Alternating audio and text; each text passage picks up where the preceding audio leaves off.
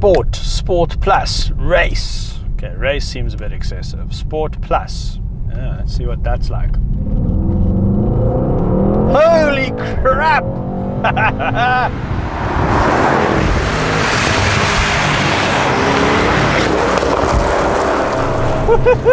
470 kilowatts, 900 Newton meters from a twin turbocharged 4-liter V8. This is the second most powerful production AMG model ever after the SL65 Black Series.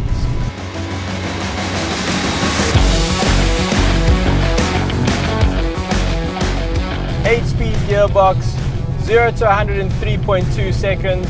Top speed nearly 200 miles an hour, over 300 k's an hour. Price 3.2 million rand. This is the 4-door AMG GT, and I am thoroughly not impressed by this car. Yeah, I actually don't like it at all.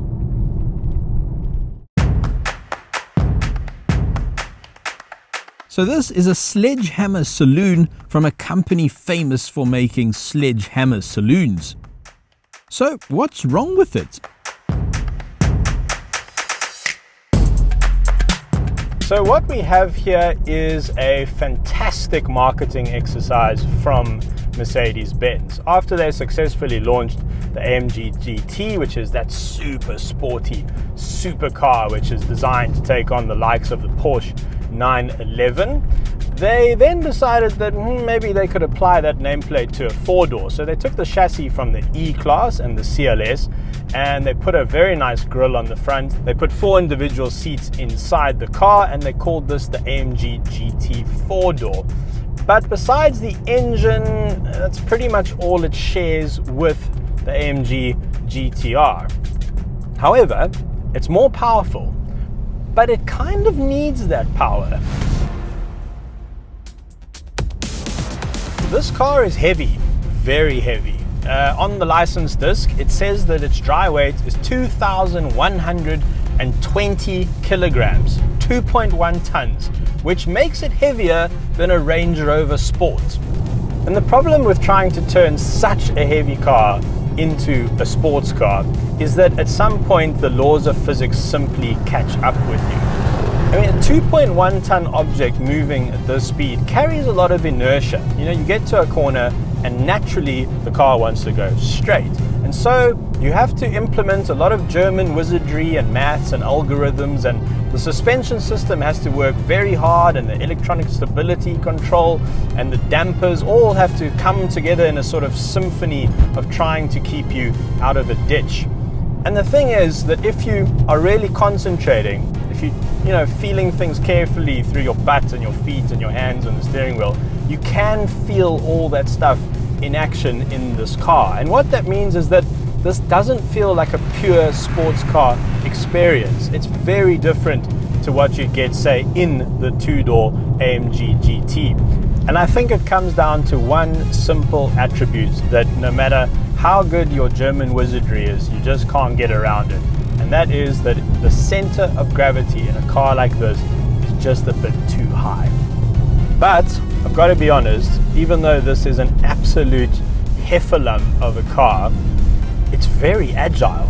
I'm not entirely sure how they've managed to make this car feel significantly lighter than it is.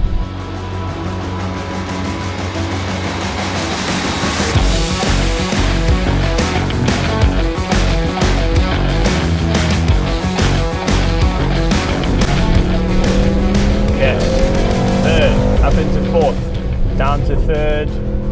That's quite a nice noise. Wait, have I switched my pops on? Down to 2nd. Jeez!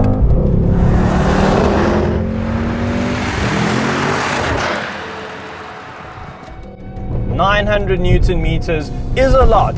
That is exactly the same number as you get out of the twin turbo V12 in the Aston Martin Superleggera. And I think the reason that car makers stop at that 900 Newton meter figure is because after that, it just starts shredding the gearbox, and that's expensive. So to try and cope with all of that power and get it into the tarmac, Mercedes-Benz have fitted their 4MATIC system. Now it is almost entirely rear biased, and the front wheels are only called into action when you need them to pull the car out of trouble. And you can put it into drift mode as well, which completely cuts the front wheels out. But even so, it feels like this car is a little bit of a widowmaker. It's pretty wild, it's pretty slidey, it's quite a dramatic thing this. You've got to be a bit careful. If you want to hammer this car, just make sure that your medical aid and your insurance and your life insurance are all in order. I can kind of see a lot of these ending up in ditches on the side of the road.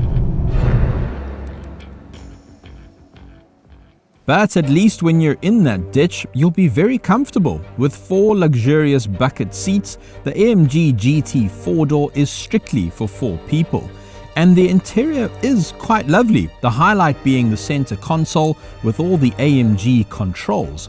In some ways, it feels like a sports saloon from the future, but then in other ways, it feels like a rental car.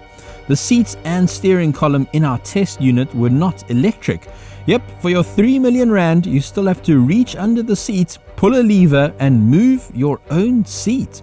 The car didn't even have keyless access, so be prepared to get your checkbook out for that options list.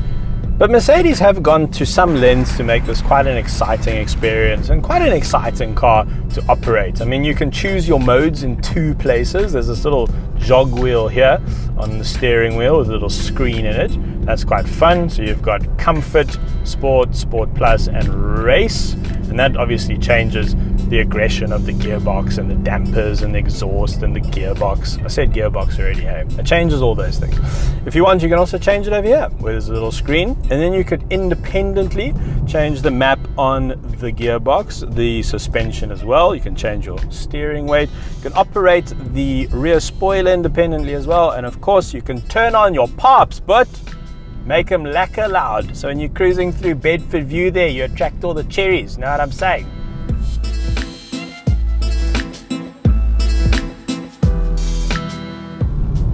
I think I know why this car exists. I think Audi has the RS7, Porsche has the Panamera, BMW is about to release a 4-door 8 Series, and so Mercedes-Benz needed something to compete in that segment, and maybe this made a lot of sense. It's a little bit of a Frankenstein of a car, chuck together a chassis from an E-Class, an engine from the AMG GT, turn the power up to bonkers levels, and yeah, you've got something which has some appeal. But keep this in mind, this car is quite compromised. The suspension is very firm. Sure, if you're doing 180 km an hour on the Autobahn, you probably won't notice, and it's probably perfectly set up for that. But for South African roads, this is a pretty harsh ride. And then of course you are facing some massive depreciation. Cars like this, they're just not worth a lot of money at the end of the warranty period. So just keep that in mind. There's some good consumer advice for you if you're shopping in the 3 million rand area. Okay, so maybe I like it a bit more than I initially thought I would. It is a pretty exciting car. I am very impressed with its dynamics. It is compromised, but if you don't want a compromised 4-door Merc, then just buy a CLS 300D and you'll be happy as anything. If you do want something hardcore that makes a lot of noise and you absolutely have to carry 4 people around, then yes, this ticks all of those boxes. But is it memorable? Is it special? Nah, I don't think so. But maybe I'm thinking about this car in the wrong way. And I think that's because the GT name isn't exactly accurate. This isn't a Gran Tourer, it's a supercar. And usually supercars are very compromised.